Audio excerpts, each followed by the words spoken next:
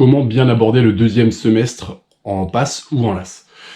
Dans cette vidéo, je vais te dire l'ensemble de mes conseils pour réussir à bien démarrer ton deuxième semestre. Parce que tu le sais, un bon démarrage est hyper important.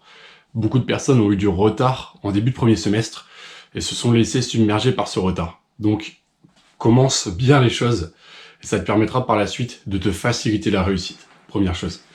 Deuxième chose, quoi qu'il en soit, même si ton premier semestre est raté, même si tu n'as pas eu les résultats que tu souhaites, ça arrive. Et parfois, les choses ne se passent pas bien au départ, mais on peut les transformer par la suite. Encore faut-il faire les bonnes choses pour que ça soit le cas.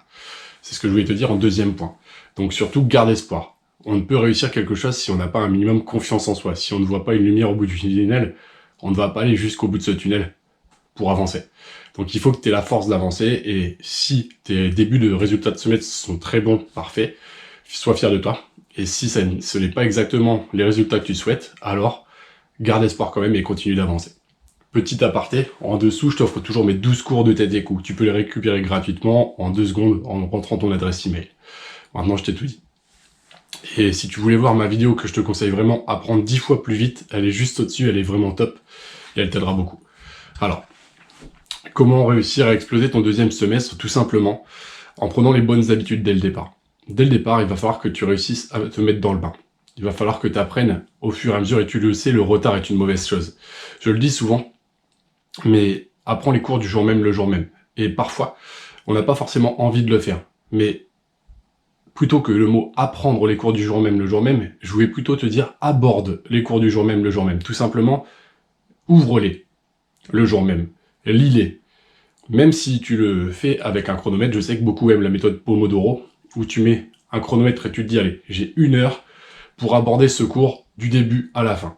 Donc forcément, ça t'obligera à être un minimum rapide, à tourner les pages plus ou moins vite, peut-être à lire ce cours en entier, en rapide, en 10 minutes, puis ensuite le rebalayer en un peu plus détaillé, en ayant compris des nuances, puis ensuite un nouveau passage sur ce cours, etc. En redessinant des petites choses, tu vois. Je sais que certaines personnes apprennent un cours du début à la fin en une seule fois pendant 5 heures, mais beaucoup d'études nous disent que il faut mieux ce cours le voir d'un bout à l'autre, puis ensuite revoir ce cours d'un bout à l'autre, puis etc. Tu vois, même si tu le fais plusieurs fois en 1 heure. Beaucoup de mes potes qui apprenaient beaucoup plus vite que moi faisaient ça. Alors moi, pour ma part, j'ai toujours eu l'habitude de le faire du début à la fin, d'apprendre mon cours en commençant par la première ligne et en terminant par la dernière ligne. Et parfois, je mettais 8 heures de cette façon-là. Mais pas mal d'études nous disent que c'est pas la meilleure façon. Et si je devais refaire les choses maintenant, bah, pour savoir que je n'étais pas la personne qui apprenait par cœur le mieux du monde, bah, j'aurais retesté cette technique-là. En tout cas, apprends les cours du jour même, les jours même, ou visualise tes cours du jour même, le jour même. Et parfois, quand t'es pas motivé, bah, dis-toi, je suis pas motivé pour faire ce cours-là que j'ai eu aujourd'hui, mais c'est pas grave. Je mets un chronomètre, et pendant 1 heure, et ben je fais ce cours de cette façon-là, c'est pas grave. Et puis parfois, si tu as 2 cours le jour même, un, par exemple de neuroanatomie, et un autre cours sur l'anatomie du membre sup, bah tu peux alterner. Tu peux apprendre un petit peu de membre sup, tu te dis, allez, je fais une page de membre sup, une page, enfin, imagine, tu peux fragmenter une étape difficile. Pour mes objectifs personnels, je suis en train de lancer un organisme de formation pris en charge par l'État, j'ai pas mal de papiers à faire, et pour ce faire, bah, j'ai quand même pas mal de papiers à faire, donc parfois, je fais un petit fragment de truc, j'imprime le dossier, c'est tout, et je fais rien de plus. Le lendemain, je remplis quelques lignes, tu vois. Donc fragmente la tâche difficile. Si vraiment t'as un cours où tu sais que t'as vraiment pas envie de le faire et que tu l'as en retard, fragmente-le. Fais-en peut-être une page le matin, puis à 11h du matin, refais une page, puis à 14h, refais une page, puis fais la dernière page, par exemple, à 16h. Tu vois, tu peux fragmenter une chose difficile pour éviter que ta motivation ne viennent être trop fissurés par cette tâche qui mentalement consomme beaucoup d'énergie, pardon. Donc c'est des petites choses que je voulais te dire. En tout cas, le bon démarrage est important.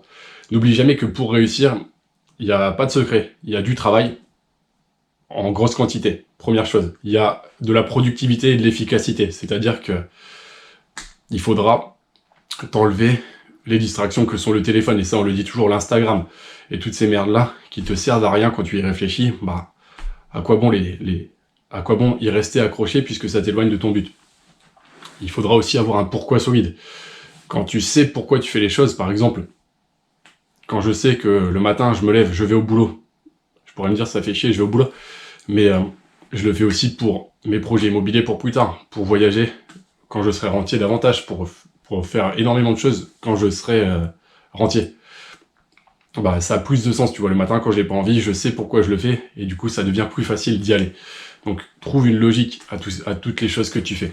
Trouve un pourquoi solide et visualise-toi en train par exemple d'opérer une personne. Si tu as envie d'être chirurgien, visualise-toi en train de faire une mobilisation articulaire, de faire un thrust avec craquement articulaire si tu as envie d'être thérapeute manuel et kiné, et de faire de la thérapie manuelle.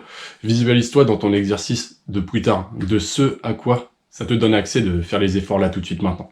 En tout cas, je voulais te dire que même si c'était mal parti au départ pour toi et que tu as fait des bêtises, bah, tout est rattrapable. Parce qu'il faut savoir que parmi les gens qui sont bien classés, il y en a qui vont faire des erreurs et qui vont lâcher, qui vont en avoir marre. Parmi les gens qui sont mal classés, il y en a qui vont faire les choses beaucoup mieux. Ranger leur téléphone alors qu'avant ils le prenaient. Apprendre tous les cours plutôt que de faire des impasses. Redessiner en anatomie alors qu'ils ne le faisaient pas, etc. Tu vois, ils vont corriger leurs erreurs. Plutôt que de voir les cours deux fois seulement dans le semestre, ils vont peut-être les voir 5 fois, comme je le faisais par exemple. Ils vont se reprendre, ils vont être plus disciplinés. Et la discipline paye. Donc forcément, si tu fais mieux les choses au deuxième semestre qu'au premier, il y aura des conséquences sur ton classement. Donc surtout, ne baisse pas les bras, peu importe où tu en es actuellement. Et je te renvoie à ma vidéo tous les conseils pour le deuxième semestre, qui est juste au-dessus, où je t'en dis beaucoup plus matière par matière. Ça peut vraiment t'aider. En tout cas, si tu souhaites toujours rejoindre ma formation Boost Pass, je t'y donne toutes mes techniques pour apprendre beaucoup plus vite. Et les mémotechniques de façon différente, plein de mémotechniques différentes pour vraiment gagner du temps et être beaucoup plus efficace pour apprendre un cours plus rapidement et le retenir beaucoup plus longtemps, même si tu ne le revois pas tout de suite.